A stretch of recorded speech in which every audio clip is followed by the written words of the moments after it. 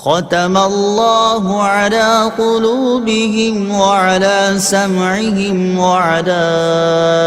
ابصارہم غشاوہ وَلَهُمْ عَذَابٌ عَظِيمٌ۔ ترجمہ: اللہ نے ان کے دلوں پر اور ان کے کانوں پر مہر لگا دی ہے اور ان کی آنکھوں پر پردہ پڑا ہوا ہے اور ان کے لیے بہت بڑا عذاب ہے۔ ختم اللہ،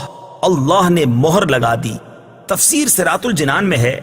ارشاد فرمایا کہ ان کافروں کا ایمان سے محروم رہنے کا سبب یہ ہے کہ اللہ تعالیٰ نے ان کے دلوں اور کانوں پر مہر لگا دی ہے، جس کی بنا پر یہ حق سمجھ سکتے ہیں، نہ حق سن سکتے ہیں اور نہ ہی اس سے نفع اٹھا سکتے ہیں، اور ان کی آنکھوں پر پردہ پڑا ہوا ہے، جس کی وجہ سے یہ اللہ تعالیٰ کی آیات اور اس کی وحدانیت کے دلائل دیکھ نہیں سکتے، اور ان کے لیے آخرت میں بہت بڑا عذاب ہے۔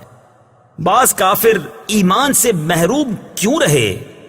یہاں یہ بات یاد رکھیں کہ جو کافر ایمان سے محروم رہے ان پر ہدایت کی راہیں شروع سے بند نہ تھیں،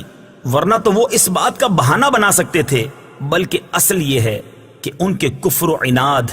سرکشی و بے دینی، حق کی مخالفت اور انبیاء کرام علیہ الصلوۃ والسلام سے عداوت کے انجام کے طور پر ان کے دلوں اور کانوں پر مہر لگی اور آنکھوں پر پردے پڑ گئے۔ یہ ایسے ہی ہے جیسے کوئی شخص طبیب کی مخالفت کرے اور زہر قاتل کھا لے اور اس کے لیے دوا فائدہ مند نہ رہے، اور طبیب کہہ دے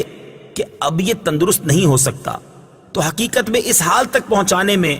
اس آدمی کی اپنی کرتوتوں کا ہاتھ ہے، نہ کہ طبیب کے کہنے کا، لہٰذا وہ خود ہی ملامت کا مستحق ہے، طبیب پر اعتراض نہیں کر سکتا۔